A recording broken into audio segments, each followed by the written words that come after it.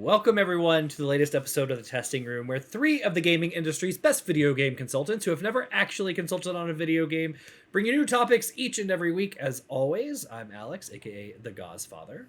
I'm Christian, aka Sudowoodo45. I'm Preston, aka Funkadelic Jedi. Yeah, and we typically like to kick things off by visiting Preston's comment corner, so why don't we just go ahead and dive right in and see what's going on. Also, Preston, you have a different view than you I do. I reorganized some things because I wanted to keep the office life and the fun life separate. Not to mention, if my PC is really close to my TV, I might be able to do HDMI to it, and then just have a little USB going across my couch, so I can play things on my TV for my PC if I need to. I made a mistake though. I didn't measure, so like I am squished in this little section right here, and my couch and everything are over there with just enough room to get the recliner in the corner. So this couch will probably be meh, and then the view will probably be more like meh, once it actually gets properly moved. But yesterday I just moved everything. I'm like, okay, I got it right here. Forgot to put the recliner back. Started plugging into the PC. I'm like, okay, let's move the recliner in. I'm like, oh, it barely fits. Like, let's squeeze it as close to the wall as possible. I'm like, I don't feel like undoing my entire PC and re-putting it back together. I'll do this later on next week. It works fine for now. But yeah, it's got a little change up. I like having my game stuff behind me. That's awfully nice. So yeah, I might figure out a way to monitor, switch it so the camera still shows my gaming stuff. So that'd be cool. Hey, sometimes in life you just need a little change. And sometimes a change just be moving fucking furniture around and shit. And that's all you need to feel better about your life. So. I get it. Yep, I get it too. Yep. So that's where we're at. As far as comment corner, we can go in and we can get right back out because there are no comments. Got a comment on my Revenge of the Sith one. I thought was kind of funny. I can read that one off to you. I have no idea what it's about. It's perplexing, to say the least. Disney's lawyers. I can give you that one. I knew this guy. He worked with me. Didn't expect this at all. I remember everyone at work talking about it. I was very disgusted. As for Revenge of the Sith Part 1, I don't know what that means. It must have been a old coworker, I guess. I thought I clicked on the picture and tried to pull him up. I didn't know. I didn't recognize the person. I don't know what they would be disgusted by. Maybe that I'm doing YouTube gaming clips. I don't know. Either way, I don't care if it is about me.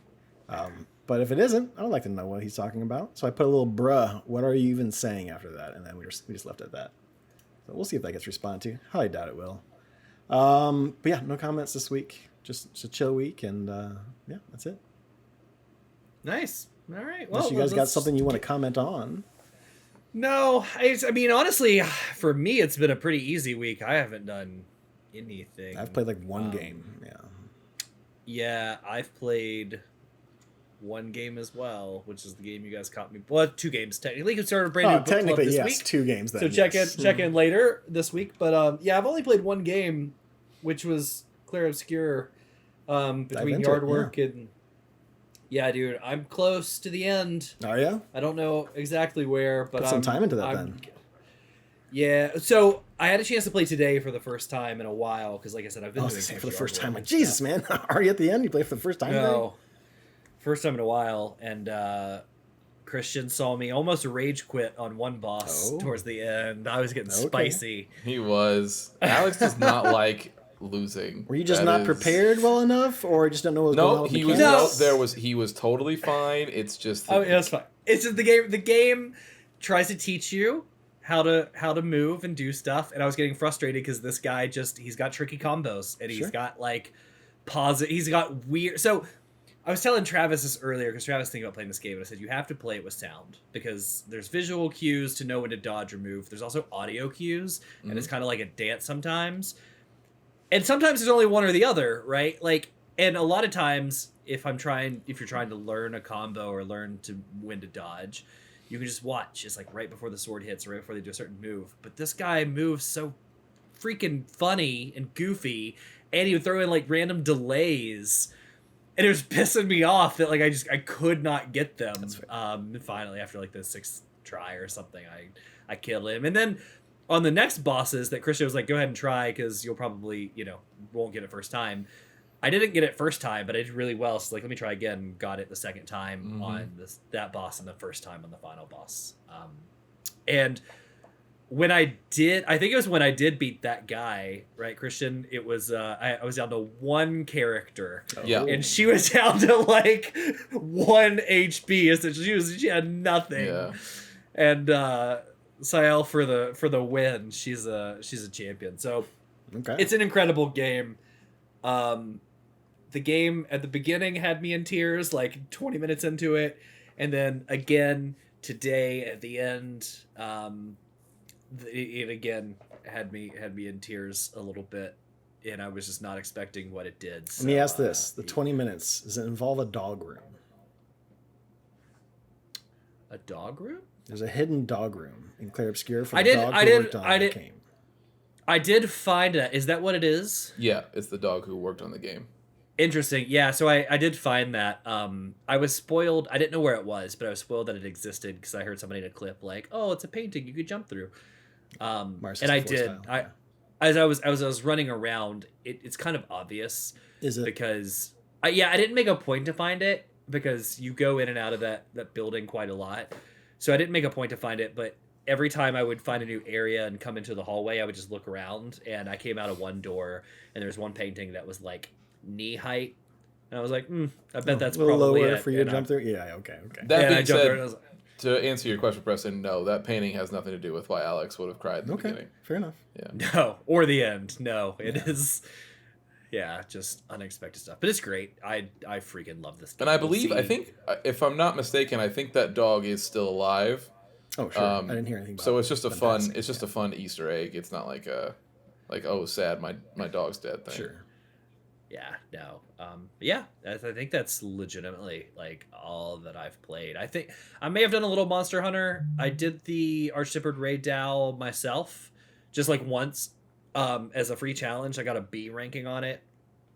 And I know, we need to do that. I said, cool. Moving on. I think I got all of Raid Dow's gear too. I'm down to just like Zoshia, and I was like, all right, so that's. See you later, guys. Like, I gotta see you some other time. And yeah, that's my week. That's what I've done.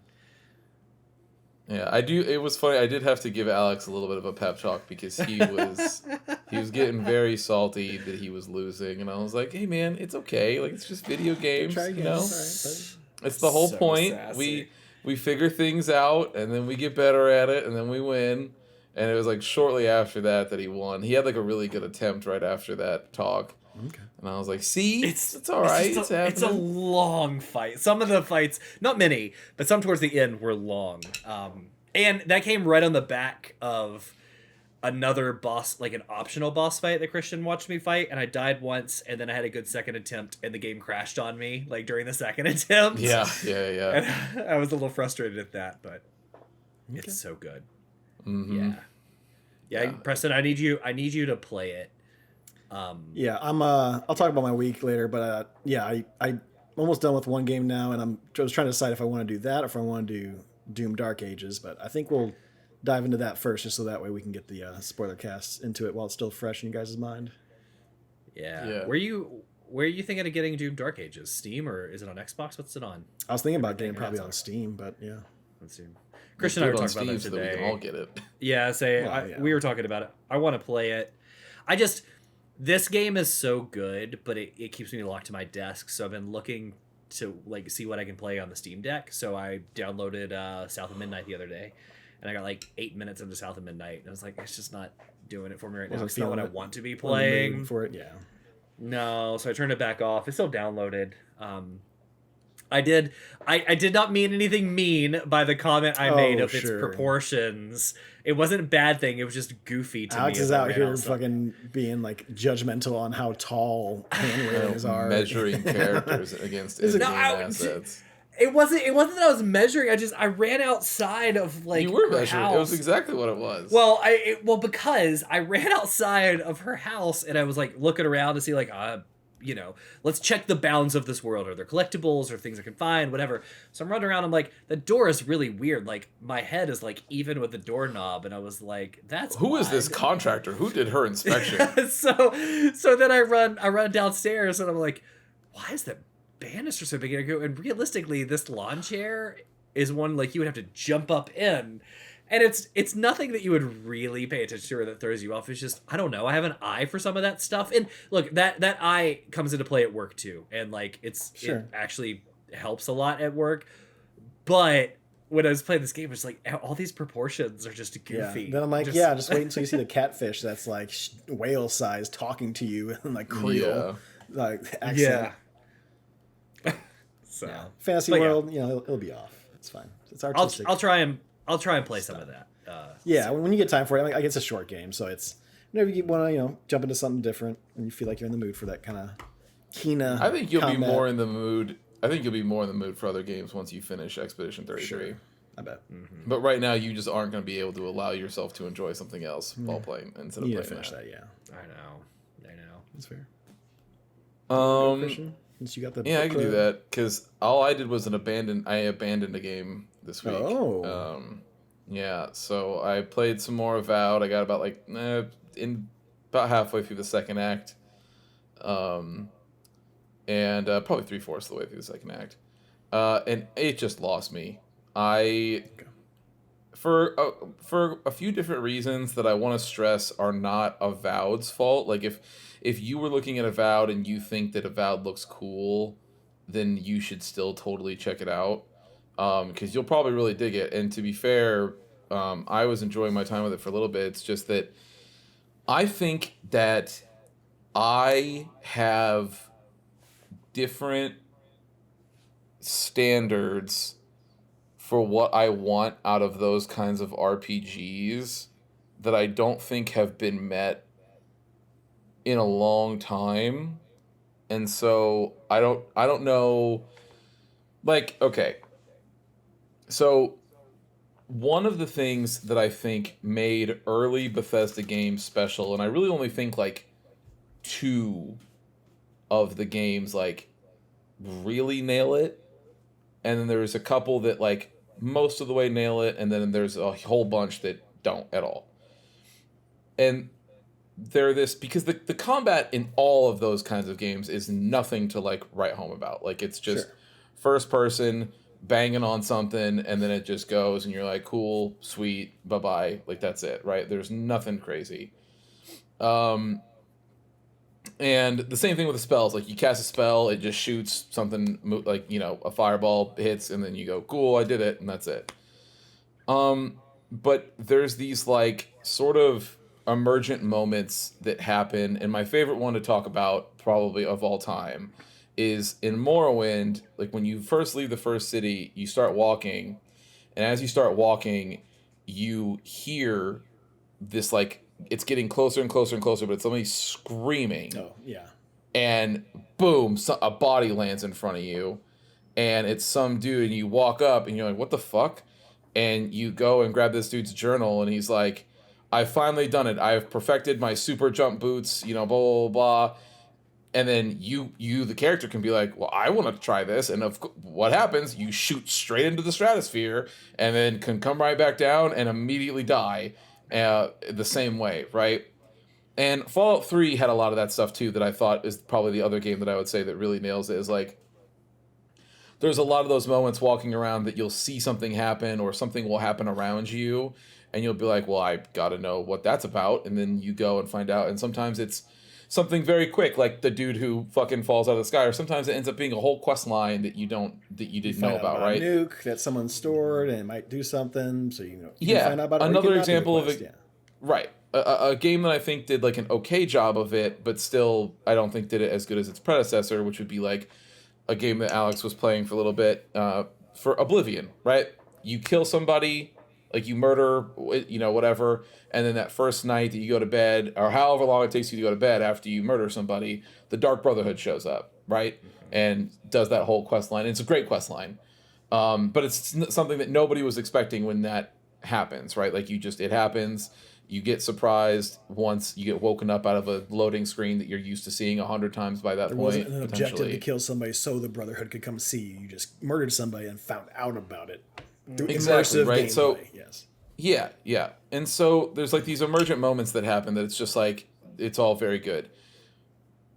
More and more, games have done that less and less and less because, or I should say these style of games, like these style of RPGs, have done those less and less and less because, one, they're hard, right? Like you are essentially programming something that there's a chance, like you're spending all of this time in dev work, there's a chance that somebody might not see that ever, Sure. right? Like in Morrowind's case, like there's a potential that if you walk a certain different way and you don't go out that main road and you decide like, fuck it, I'm just gonna go explore over here, you will never see that moment with the boots. Like it won't happen for you.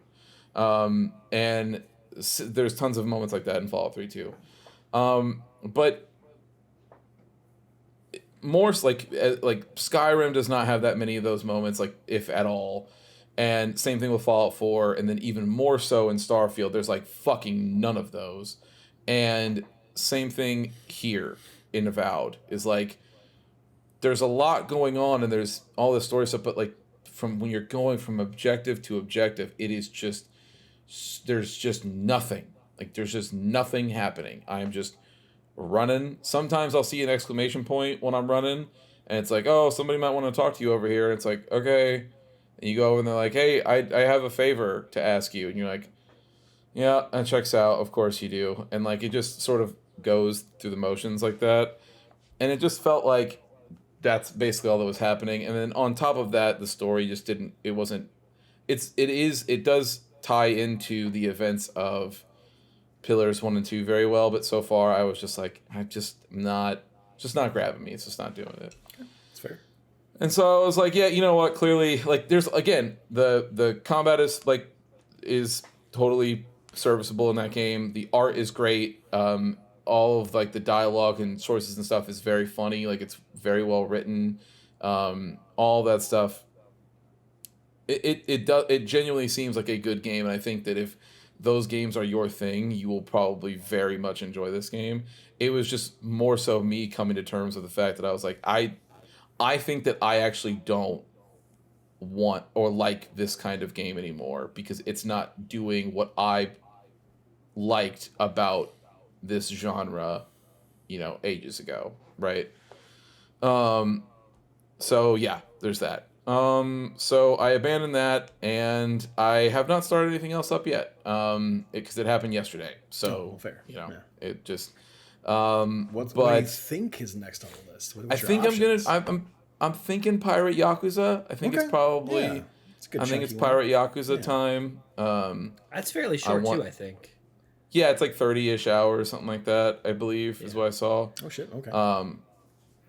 So I'm leaning that way, but we'll see. But yeah, I think that's the way I'm leaning is Pirate Yakuza time. So. Yeah, but and then obviously the game we're here to talk about today, but that's about it. All right.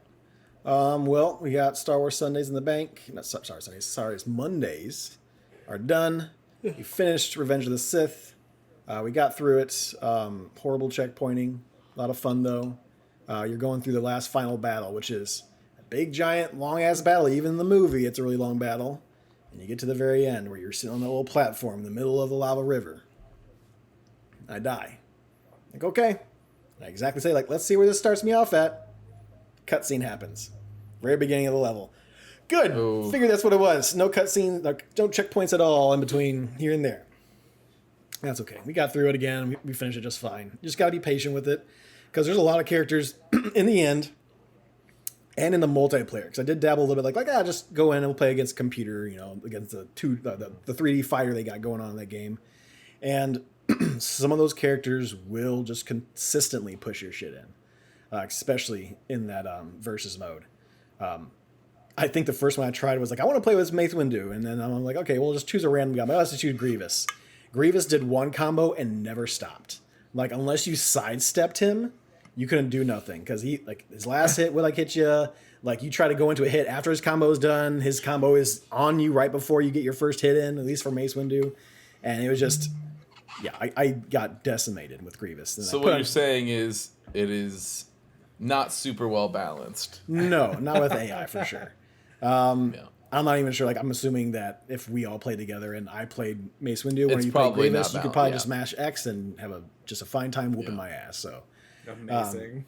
I'm sure some characters are very unbalanced, but hey, it wasn't made to be a fighting game. It was just there. No, as it extra was fun not. stuff. No. And yeah, we got the that secret ending, which is just unlocks towards the end all the bonus missions, where Anakin stabs Emperor Palpatine after he makes it over Obi-Wan and kills him, and he gets to have all the power in the galaxy as his. So we are now going to be back to Star Wars Sundays with the Old Republic, and like I said, we'll just play that game until I feel like jumping off to play another game, because that game is probably going to take us through most of this year, if I had to guess, because it is an MMO, and I want to try to get through most of the DLC packs, as much story as possible. At least want to get through the Revan one. I don't want to see I never saw what they did with Revan in that game, because it was a DLC for a later time. So excited to get into that. So twitch.tv/testingroomlive, Sunday mornings around 8:30. Feel free to hang out. It's a lot of fun. Only played one other game outside of that, and that would be Final Fantasy VII Rebirth.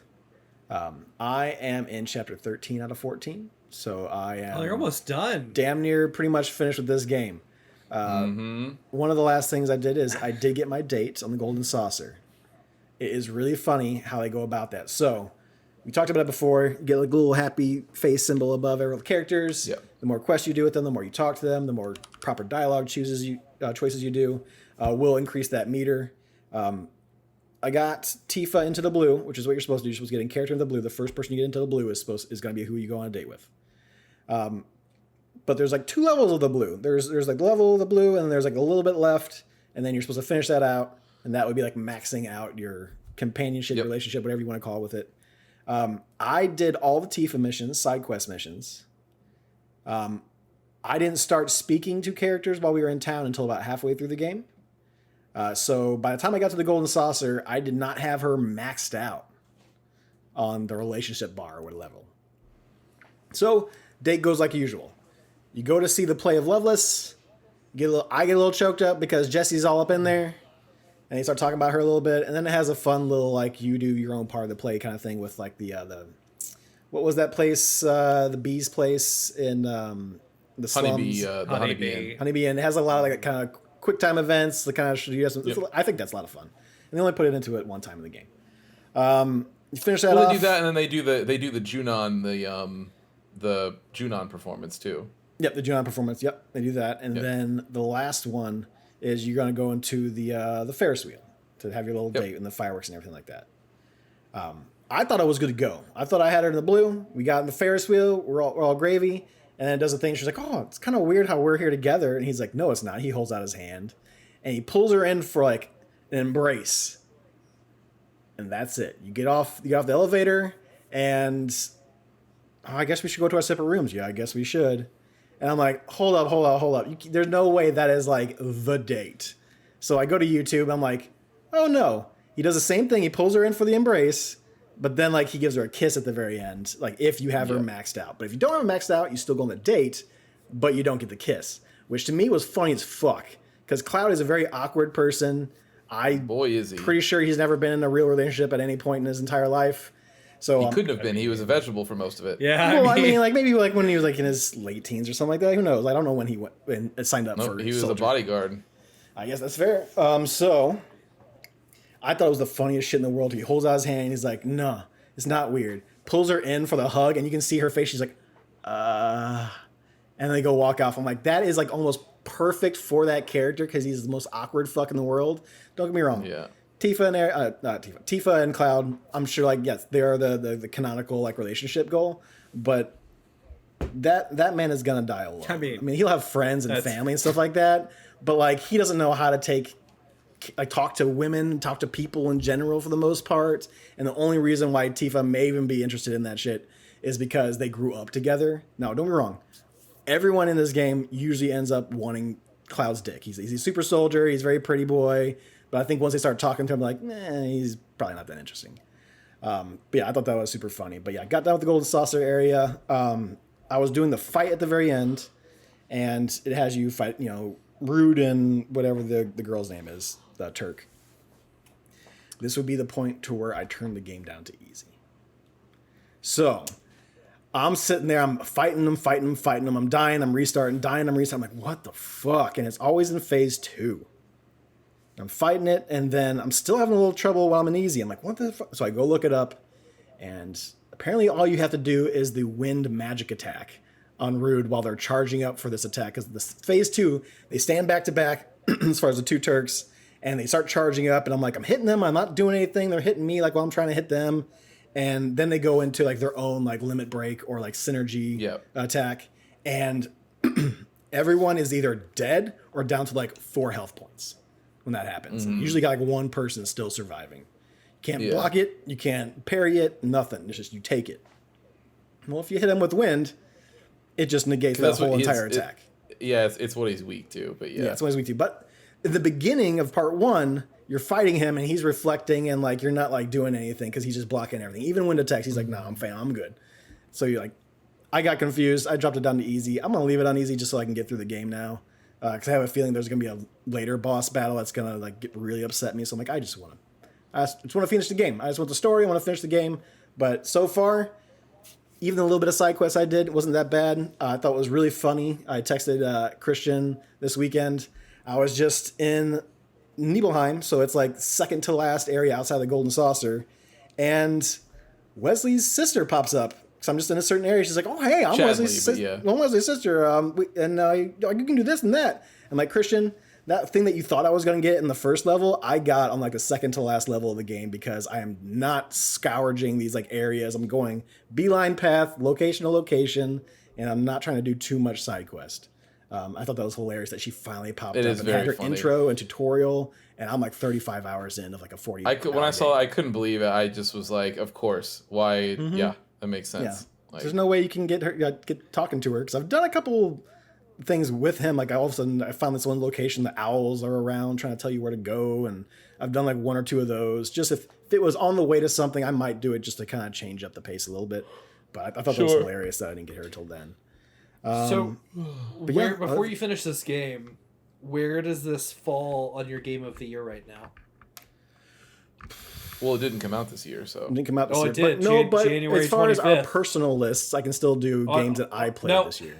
On PC, I checked because I thought the same thing. On PC, it didn't come out till January 25th. That's so fair. Technically, it that did. Is fair. He's playing the PS5 version. I am. But okay. But if I thought you bought it. I thought you bought it on Steam. No, I gave him my copy. He gave me the copy, so that's why. Yeah. Otherwise, I would have bought it. You've dumped a lot of hours into 2 games that did not come out this year. Are you going to hit 10? 10 played? 10 played as far as 10 games?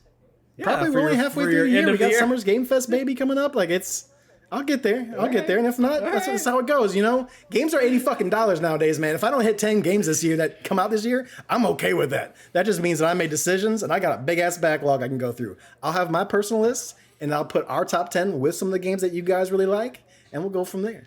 But I don't think I've spent $80 on a game. That's not fair. It is not fair. I bought the special edition Monster Hunter Wild, so I spent at least $80 a game. Spicy. But beyond that, I have not on any new game this year. I have not spent $80. Yeah. I mean, like all the games I've been so far have been like the cheaper ones, South of Midnight, stuff like that. So I haven't played 10 games that came out this year yet. I've played a handful of them. I don't even think I've played 10 games that have come out. No, I agree. But Christian and I, I've done some Dragon, Like a Dragon. Christian's going to play some. I've done Clear Obscure. Christian and I, we've done Monster Hunter. I've played games that have come out this year. You've dumped a lot of hours into games that did not come out this year. I played Monster Hunter. I beat South of Midnight. I mean, I can probably pull 1 or 2 more games if I didn't have to think about it on the spot that I played that came out this year. I think we might be at the same number, to be honest. Yeah, I mean, I've played Monster Hunter Wilds as well. South of Midnight is definitely on my list. Clear Obscure is right behind there. I want to jump into that next. That's why my computer is so close to my TV, so I can play it on a big screen rather than just sitting at my office desk. So, very excited to get into that. I was thinking either that or Doom Dark Ages, which will be another game I can put on my top 10 list. Preston, you did Citizen Sleeper 2, yeah? I did Citizen Sleeper 2 as well. Yeah, so that's at least 4 or 5. That's 3, because you've done South of Midnight, Wilds, Citizen Sleeper 2. I just said another one. And I've done already. And you probably at least have one more, but yeah, I'm at 5. I'm at Citizen Sleeper 2, the new Trails game, Dynasty Warriors, Wilds, and then Expedition 33. Yeah. So 5. But I think you might be right there. I'm pretty sure. I think we'll be fine. At least. I'm not worried about it, put it that way. Yeah. There's going to be a lot of indie games coming out, too, so I'll have a lot to sink my teeth into, especially towards the end of the year, when it's like, okay, I heard about these good indie games. Let's jump into them and see how I feel with them, because they're going to be short and sweet, and I can kind of take care of them at the end of the year. But right now I'm going to go into some bigger ones. But I'm definitely going to play Doom Dark Ages at some point or another. That is also, it's a $70 game, so that's a standard price. Yeah, well, Microsoft said that now all their games are going to be $80 or more for the most part. So they're moving that price point after Doom. After Doom, right? Because they've already put the price out for Doom, so they're not going to raise it now. Oh, it's Game Pass, though. It is Game Pass. I don't know if I want to do Game Pass for it, though. I might if I want to like dabble in a couple games that are on Game Pass, but if you buy it on Steam, let me know. I'll throw you a little bit of money. It's fine. Don't worry about it. We all just help out each other. It's not a big deal. I'm not tossing. I mean, if Christian wants it, I'll toss him money. But I'm not tossing money for Claire Obscure. But we all help each other out. We buy games here and there, and it's a family plan. Family don't pay for shit. Yeah, man, that's the whole point. Yeah. But yeah, I mean that's pretty much my week. Haven't really watched anything too crazy new. Lazarus is still good, slightly depressing. Andor's phenomenal. Not the last 3, but the 3 episodes before that really took off, and really liked it. Mm-hmm. So it's been good, been great. I'll be watching the finale tonight, so we'll be going with that. Other than that, it's pretty much my week. I'll do before we end it today. I know because we all had a short week. I'll do a quick retro check-in. No. So as you guys know, in New Orleans, I was able to stop by Retro Game Store. Hobby Now. And I picked up... Hobby Now. I found a great copy of Majora's Mask. Super clean, right? Super clean. You did, Looks great. The other day, I found... I checked some prices. So I saw an auction going on. I looked and... a Game Shark popped up. Did your analog come in yet, by the way? No, they launch in July. So we're not far from it. There's still things I want to get. Like, I have a lot of the games that I like. I mean, there's little things I want to get, like GoldenEye and Mario. Sure. But I do want to get, like, I think Diddy Kong Racing, so Allie can play with me, too. Okay. She never had a 64 growing up. And it is my childhood, so... But I saw Game Shark the other day for, like, $7. And I was like... how much are Game Sharks? So I look online, I go to eBay and this other, and they were anywhere between $35 and $70. And I'm like, that's... Yeah, so I think the latest version was like 3.2 that I could find. I found version 3, which is almost nearly updated, and it was $7. And I was like, victory. Yeah, not bad. Not bad at all. And there's a little... It looks like a little bit of the sticker on the front got scratched a little bit. Like somebody tried to peel it at first. I was like, you know what? That's fine. I was like, I'm not buying these to collect and resell. I'm buying them to play. I was like, if it bugs me that much, I could just print my own sticker and slap it on there, right? Yeah. But yeah, man. So we're getting some stuff. The only thing I do want to pick up a couple of controllers, because the great thing about analog is they work off Bluetooth stuff, but you can use the old school controller. So I'd at least like one for me. I'm sure Allie doesn't care about that. Hey, they make new 64 and stuff like that all the time that you can get brand new in box, like whatever clear color you want. Like, there's a lot of people who make those retro controllers. Yeah. Nowadays. Yeah, I mean, the retro price of them, too, is like $10. Yeah, they're super cheap, but if you want your color and you want to be brand new without any stick wobble, because everyone went ham on Mario Party one year. Yeah, that's a fact. Yeah. That's good. So I'm going to check out, there's 2 retro stores in I don't want to say in the area, they're not that close to me. So when I find myself in those areas of town, I'm gonna check out. Hopefully, you can check out one this week. Well, if you're ever in Milwaukee again, I mean, we got to check out that one with you. That one we found out was banging. I know, dope. Yeah, that's the new spot for sure. Mm-hmm. So yeah, just a little check in, getting my stuffs. Yeah, collecting some stuffs. There you go. So very excited. Cool. All right. Well, that was our week. Easy peasy week this week. Yeah, don't forget to check in later this week as we start part 1 of Metal Gear Solid 2, and I can't wait. Sons of Liberty. Sons of Liberty. Yeah, I almost started. So in our Steam library, Christian has acquired all of the Metal Gear games. And I was going through there and almost started Metal Gear 2 and was like, that doesn't look right. And I was like, nope, keep going. They're solid. And I was like, that looks much better. Because he said, he's like, before I started it, he was like, oh, it's firmly in the PS2 era. And I clicked on it and it popped up a little screenshot. And I was like, this looks like an NES game. Down bullshit is this?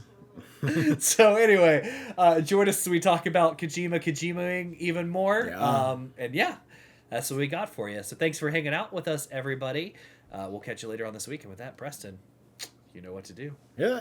Thank you for listening to another episode of The Testing Room. To catch up on past episodes or to check out the newest ones when they drop, follow us on Apple Podcasts, Spotify, or wherever you get your favorite podcast. If watching is more your thing, check us out on YouTube, youtube.com/@thetestingroom, or watch us live on twitch.tv/testingroomlive. To leave comments or ask questions, you can follow us on Instagram @testingroompod, leave a comment on YouTube, or send them in to testingroompod@gmail.com. See you next time.